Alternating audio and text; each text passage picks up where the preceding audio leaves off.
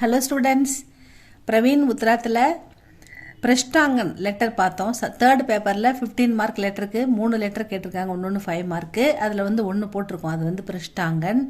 ரெண்டாவது இம்பார்ட்டண்ட்டாக வர்றது காரியாலய ஞாபன், ஆஃபீஸ் மெமோரண்டம்.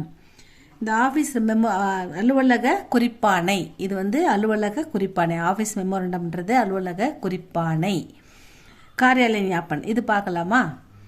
இந்த லெட்டரில் என்ன இருக்குன்னா, லெட்டர் மட்டும் வராமல் நீங்கள் இதுக்கு முன்னாடி படித்தவங்கன்னா லெட்டர் மட்டும் வந்திருக்கும், இந்த மாதிரி மேலே சுருக்கம்லாம் வராது. இது என்ன ஒரு பேரா மாதிரி வந்திருக்குன்னு நினைக்காதீங்க, இதையும் சேர்த்து தான் நீங்கள் எழுதணும்.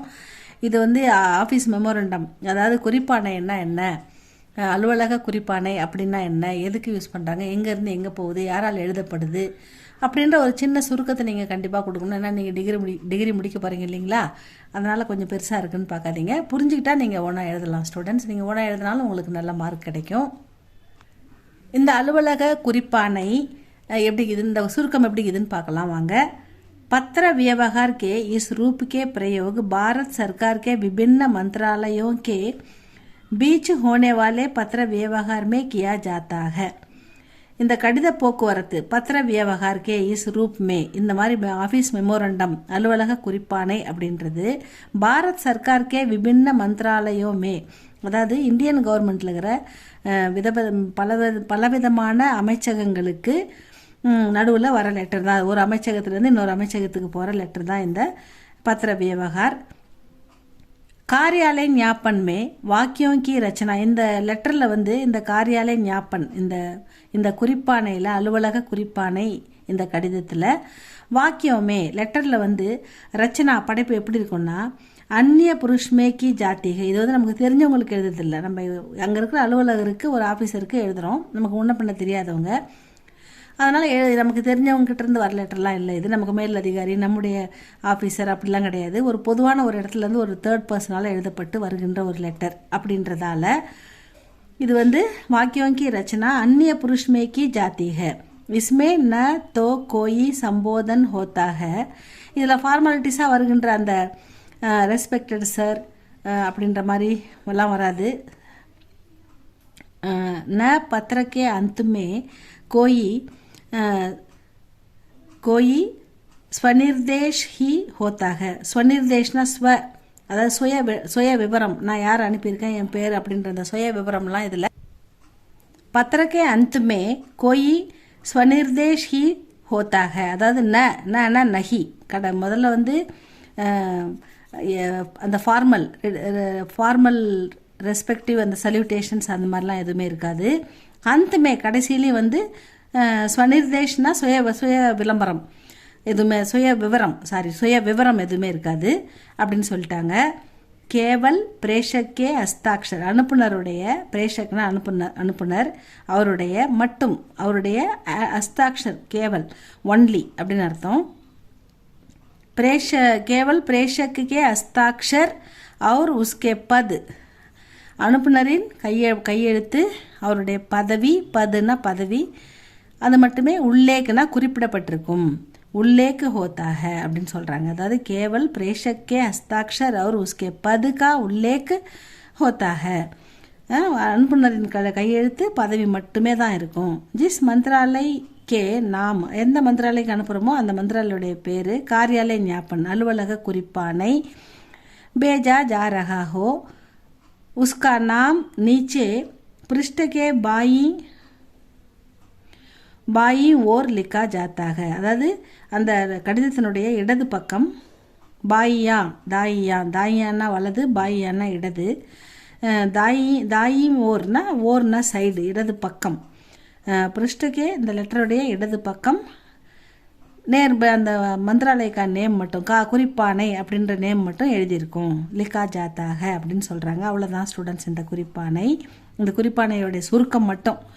அப்போ அதுக்கப்புறம் நமூனா மாடல், ஒரு லெட்டர்னால் எப்படி இருக்கும், சங்கியா காஜா, அதாவது கடித எண், பாரத் சர்க்கார், விதி மந்திராலய் சட்ட அமைச்சகம், இந்தியன் கவர்மெண்ட் அப்படின்னு எழுதணும்.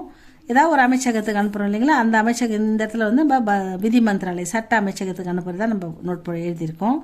நை தில்லி, ஹெட் ஆஃபீஸ் டெல்லியில் இருக்குது.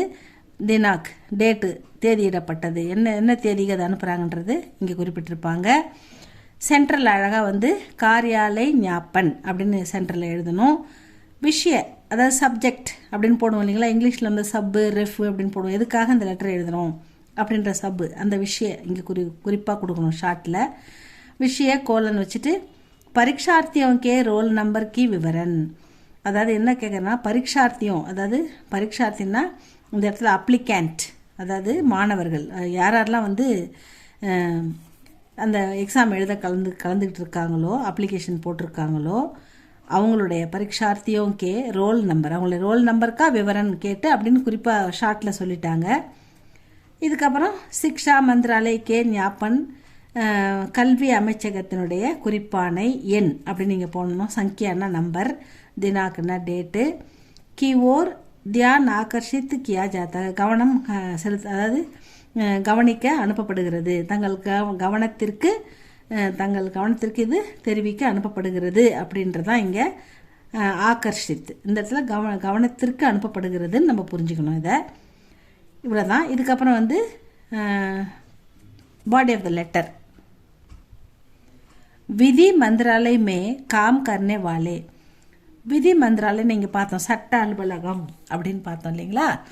அப்போ விதி மந்திராலயமே சட்ட அலுவலகத்தில், காம் கர்னே வாலே வேலை பார்க்கின்ற, கர்மச்சாரி ஒர்க்கர்ஸ் ஊழியர்கள், அரசு அலுவலர்கள், ஜோ ஹிந்திக்கு சிக்ஷா பிராப்த கர் ரஹே ஹை, அதை வந்து ஹிந்தி கற்றுக்குறாங்க, அவங்க ஹிந்தி படிக்கிறாங்க.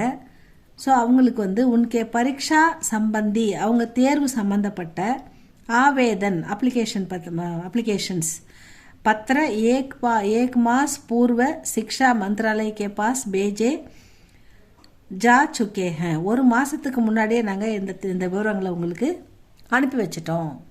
எத்தனை பேர் வந்து ஹிந்தி கற்றுக்குறாங்க, அவங்க எத்தனை பேர் எக்ஸாம் எழுத போகிறாங்க, அவங்களுடைய விவரங்களை அப்ளிகேஷன்ஸ்லாம் உங்களுக்கு நாங்கள் அனுப்பி வச்சிட்டோம்.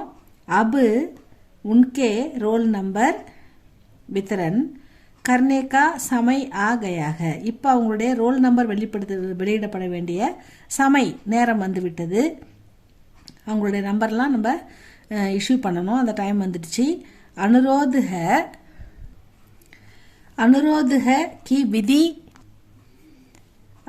है कि विधि मंत्रालय में ये रोल नंबर तथा शीघ्र भेज दिए. இவங்களுடைய இந்த அப்ளை பண்ணிக்கிற இந்த கேண்டிடேட்டுடைய ரோல் நம்பர், அந்த விவரம் எல்லாமே நீங்கள் விதி மந்திராலய சட்ட அலுவலகத்திற்கு சீக்கிரமாக எவ்வளவு சீக்கிரம் முடியுமோ அவ்வளோ சீக்கிரம் அனுப்புங்க அப்படின்னு நீங்கள் கொடுத்துட்டாங்க.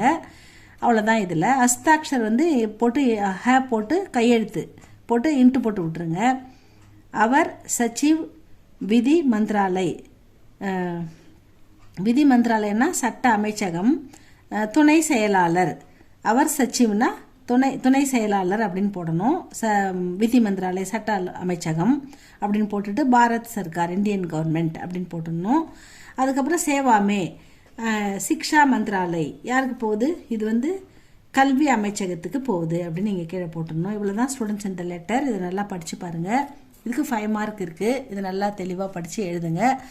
இது உங்களுக்கு பிடிச்சிருந்தால் லைக் பண்ணுங்கள், ஷேர் பண்ணுங்கள், சப்ஸ்கிரைப் பண்ணுங்கள் ஸ்டூடெண்ட்ஸ். தேங்க்யூ ஃபார் வாட்சிங்.